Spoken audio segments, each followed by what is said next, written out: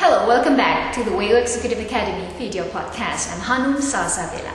Today, as usual, we're going to have a short talk about business and management model. And today's model is about macroeconomics. To discuss this issue, to be with me now, Dr. Wolfgang Habermeyer. He got his degree in economic and business administration and had served in numbers of outstanding banking and financial institutions. But now he's running his own consulting business firm and still holding several teaching positions at the Vienna University of Business Administration and also in EMBA Business School in Barcelona, Spain. Thanks for being with me.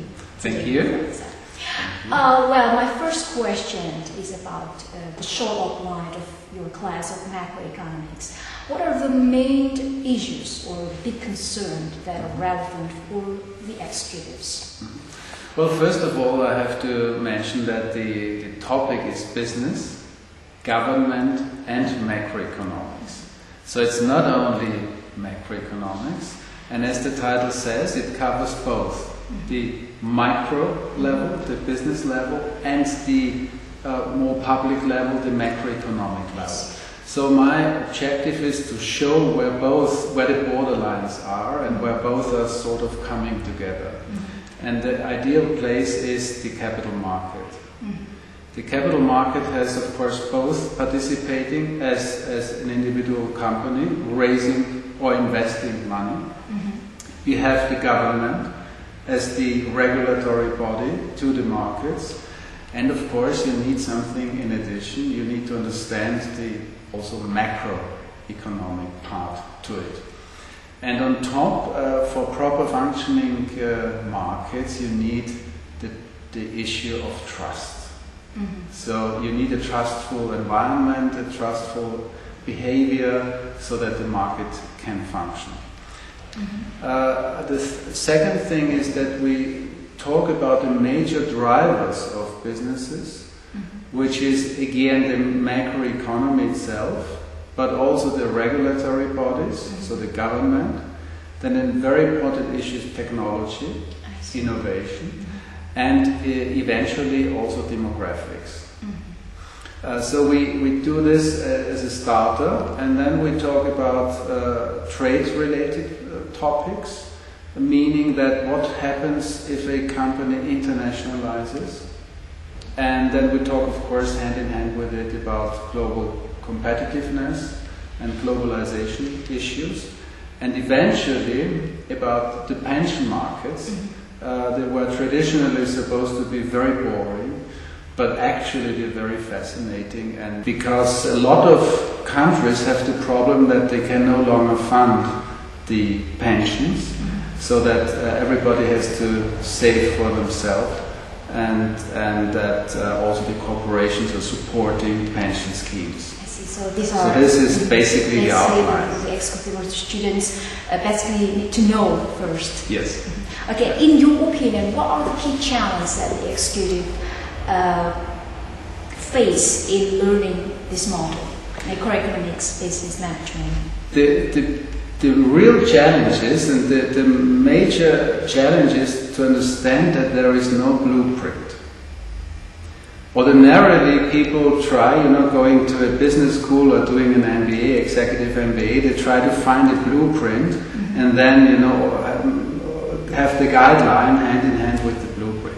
But in the real world, and for the leaders, for the executives, they should understand that they have to find their own solution to the problem. It's not always already written in the Harvard Business Review.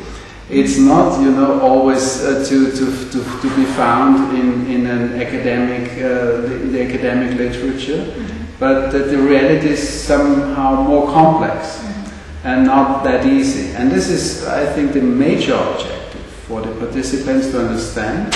And I will certainly put them in a position that they can really feel it, that it's not that easy just to pick up a book or do a seminar and then have the solutions. Regarding finding solution now, do you have any particular teaching method that you use to improve the learning transfer for the students? Yes, following the same idea, the same principle, I will not, just give a list of reference books or reference literature. I raise the topics, and the participants, the students, have to find their own solutions. So they have to try to find proper information, first of all, have to try to understand the real meaning behind the question, and find adequate theoretical answers to it. But then we discuss it in class, and I challenge them somehow if their findings are correct, if their findings are adequate, and so they have most probably a very steep learning curve to bring practical issues together with the theoretical ones. I see. Well, thank you very much, Dr. Habermeyer, for giving us your insight on this model. Many thanks indeed. Thank you. In response to the research part as the preparation for the program, let's take a look. Some few comments from students. The topics here are very broad, so you need a tool to structure the topic, and a tool which gives you knowledge in a very short period of time. We had 2 weeks to prepare, so it was crucial to have information available very quickly, and with the databases it was possible. So we have been provided with access to the library of the WU, and with a lot of articles about the topic that we were supposed to do, and we also had recommended reading in the form of a book that we also found very, very helpful. So through reading of the recommended articles, I got a very good impression of the topic that I was supposed to write about, and that was the demographic development of the European Union.